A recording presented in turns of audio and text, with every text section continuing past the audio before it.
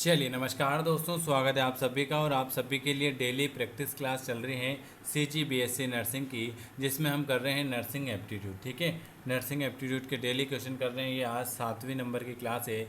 1000 question करने जा रहे हैं, जिसमें मैंने आपको बहुत सारे क्वेश्चन करवा दिए।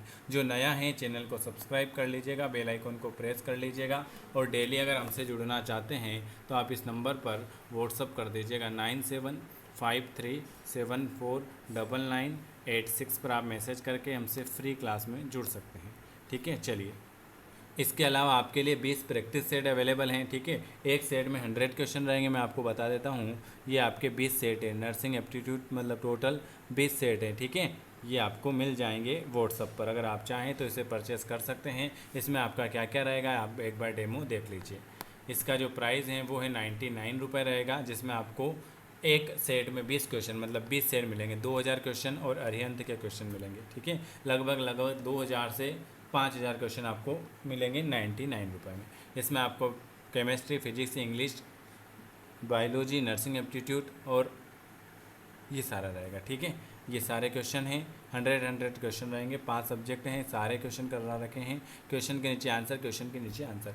इस तरह से आपको 20 सेट मिलेंगे, अरिहंत के क्वेश्चन मिलेंगे और एक छत्तीसगढ़ BSc का ओल्ड पेपर मिलेगा। ठीक है, तो जिनको लेना है वो अभी समय से पहले लेकर प्रैक्टिस कर सकते हैं, क्योंकि देखो एग्ज़ाम के टाइम पे आपको जितने ज़्यादा हो सके प्रैक्टिस करना ज़रूरी है। आपकी 14 जुलाई को एग्ज़ाम है। ठीक है, चलिए शुरुआत करते हैं पहले क्वेश्चन की ओर। तो ये प्रैक्टिस सेट आप ज़रूर परचेस करें। इसका जो मात्र चार्ज है 99 रुपये में 2000 क्वेश्चन और अरिहंत की जो बुक है उसके फिजिक्स, केमिस्ट्री और बायोलॉजी की PDF और एक ओल्ड पेपर। चलिए पहला क्वेश्चन आपके सामने। चलिए, नर्सिंग एप्टीट्यूड का पहला क्वेश्चन। काली खांसी रिक्त स्थान नामक जीवाणु किसके कारण होगी? काली खांसी किस जीवाणु के कारण होगी? पहला क्वेश्चन आपके सामने। Very good. काली खांसी जो होती हैं वो बोर्डेटेला किसके लिए? बोर्डेटेला प्यूट्यूसिस, बोर्डेटेला प्यूट्यूसिस के कारण होती है। काली खांसी होती हैं बोर्डेटेला प्यूट्यूसिस। ऑप्शन आपका कौन सा आ जाएगा? ऑप्शन आपका D वाला आ जाएगा। चलिए अगला क्वेश्चन क्या लिखा हुआ है आपके सामने? दूसरे नंबर का क्वेश्चन लिखा हुआ है, माइकोबैक्टीरियम ट्यूबरकुलोसिस नामक जीवाणु, माइकोबैक्टीरियम ट्यूबरकुलोसिस नामक जीवाणु के कारण होने वाला संक्रामक रोग कौन सा होगा?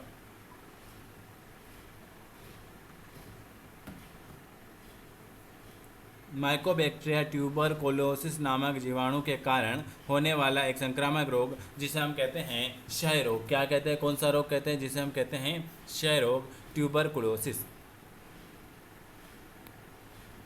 ICMR 2010 विशेषज्ञ समूह द्वारा पूर्व विद्यालय बच्चे हेतु अनुशासित निर्वासित की आवश्यकता रिक्त स्थान के बीच होनी चाहिए। 8 से 11 ग्राम, 8 से 11 ग्राम। ICMR 2010 में विशेषज्ञ समूह द्वारा पूर्व विद्यालय बच्चे हेतु अनुशासित नियासिन की आवश्यकता होती है 8 से 11 ग्राम। वृद्धिरोध स्टेटिंग को किसके रूप में परिभाषित किया जाता है? वृद्धिरोध स्टैंकिंग को किसके रूप में परिभाषित किया जाएगा? आयु की दृष्टि से अत्यंत कम लंबाई किसके? वृद्धिरोध को आयु की दृष्टि से अत्यधिक कम लंबाई के रूप में परिभाषित किया जाएगा। 12 अप्रैल 2005 को कौन सा कार्यक्रम आरंभ हुआ था?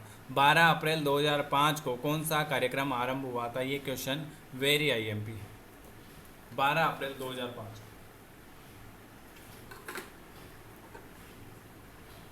NRHM क्या हुआ था? NRHM।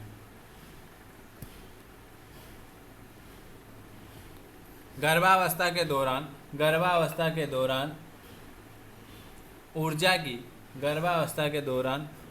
की आवश्यकता बढ़ जाती है, क्योंकि किसके लिए अतिरिक्त ऊर्जा चाहिए होती है? तो गर्भावस्था के दौरान ऊर्जा की आवश्यकता बढ़ जाती है क्योंकि गर्भावस्था शिशु की वृद्धि और शारीरिक गतिविधि, गर्भनाल की वृद्धि, माता के शरीर के आकार में सामान्य वृद्धि, यह सभी। रिक्त स्थान के साथ साथ लौह संपूर्ण से रक्त अल्पता ठीक करने के लिए मदद करती है। रिक्त स्थान के साथ साथ लोह जो होता है संपूर्ण से रक्त अल्पता को ठीक करने की मदद मिलती है। थायमीन, फ्लोलिक अम्ल, राइबोफ्लोइक अम्ल या कोलिन को फोलिक अम्ल। कौन सा? फोलिक अम्ल जो होता है, फोलिक अम्ल के साथ लोह जो होता है संपूर्ण रक्त अल्पता ठीक करने में मदद करता है। बच्चों में प्रोटीन, ऊर्जा और कुपोषण किसके कारण होता है? बच्चों में प्रोटीन, ऊर्जा, कुपोषण किसके कारण होगा?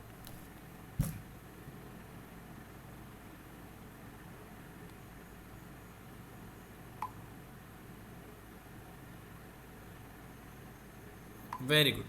बच्चों में प्रोटीन, ऊर्जा, कुपोषण जो होता है वो निर्धनता, दूध छुड़ाने की अवहेलना, दीर्घकालीन संक्रमण, उपरोक्त सभी।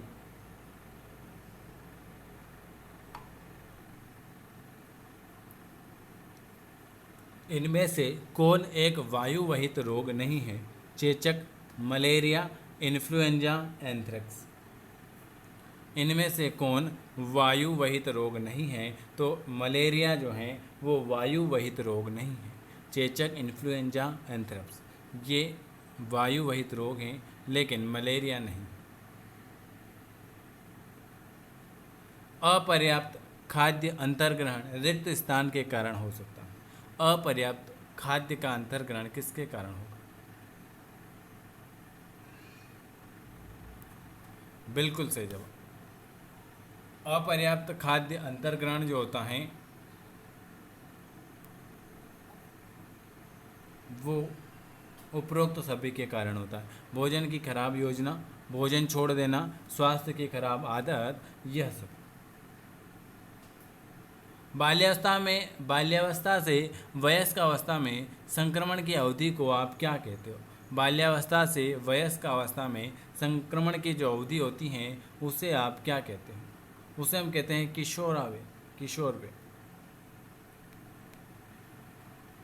कौन सी वैक्सीन सार्वभौमिक टीकाकरण कार्यक्रम के तहत शामिल नहीं है? यह क्वेश्चन वेरी आई है। कौन सी वैक्सीन सार्वभौमिक टीकाकरण कार्यक्रम के तहत शामिल नहीं है? OPV, BCG, DPT, IDD. तो कौन सी नहीं है? आईडीडी। कच्चे अंडों की सफेदी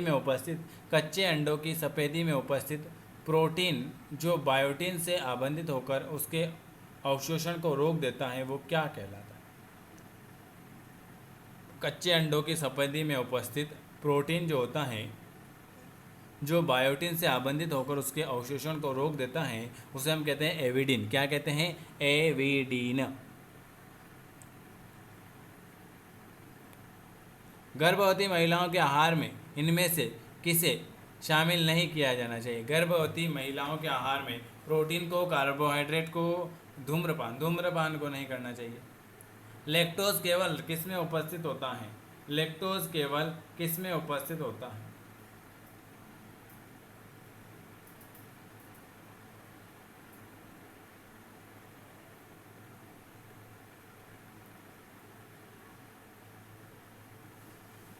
लैक्टोज केवल किस में उपस्थित होता है?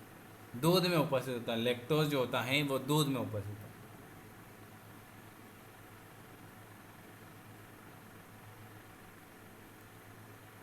माता में आयोडीन की कमी नवजात शिशु में इनमें से किस जटिलता से संबंधित है? माता में आयोडीन की कमी नवजात शिशु में इनमें से किस जटिलता से संबंधित है?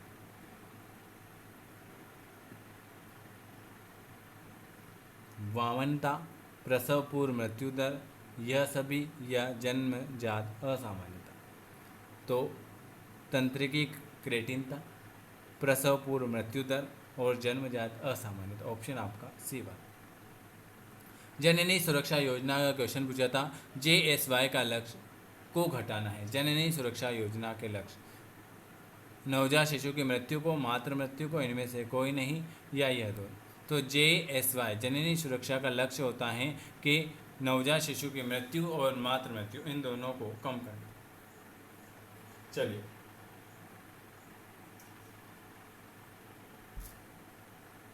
प्रोटीन का शरीर क्रियात्मक ईंधन मान क्या? प्रोटीन का शरीर क्रियात्मक ईंधन,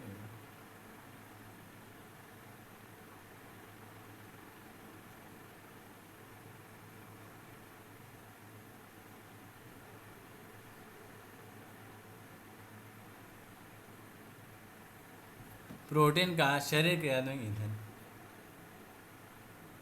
4 किलो, 4.4 किलो। चलिए 19 नंबर का क्वेश्चन है, अंडे में उपस्थित प्रोटीन को आप क्या कहते हो? अंडे में उपस्थित प्रोटीन जो है उसे हम कहते हैं संपूर्ण प्रोटीन। और लास्ट है, एस्कार्बिक अम्ल की कमी से कौन सा रोग होता है? एस्कार्बिक अम्ल की कमी से कौन सा रोग होगा? वेरी गुड, स्कर्वी रोग होगा। ये आज मैंने आपको 20 क्वेश्चन कराए। आप देखो मेरी बात ध्यान से सुन लो, आपकी 14 जुलाई को एग्ज़ाम है, तो आपके पास अगर आप चाहें तो 99 रुपये का पेमेंट रहेगा और 20 सेट ले सकते हैं और अरिहंत के क्वेश्चन पढ़ सकते हैं और ओल्ड पेपर पढ़ सकते हैं और डेली मेरी क्लास चल रही हैं वो देख सकते हैं। तो देखो एग्ज़ाम में कहीं से भी आ सकता है, तो आपकी थोड़ी बहुत हेल्प हो सकती है। तो जिनको लेना है ले सकते हैं। चैनल को सब्सक्राइब करें क्योंकि आपको यहाँ पर वेरी IMP क्वेश्चन मिलेंगे। चलिए धन्यवाद है आप सभी का वीडियो देखने के लिए।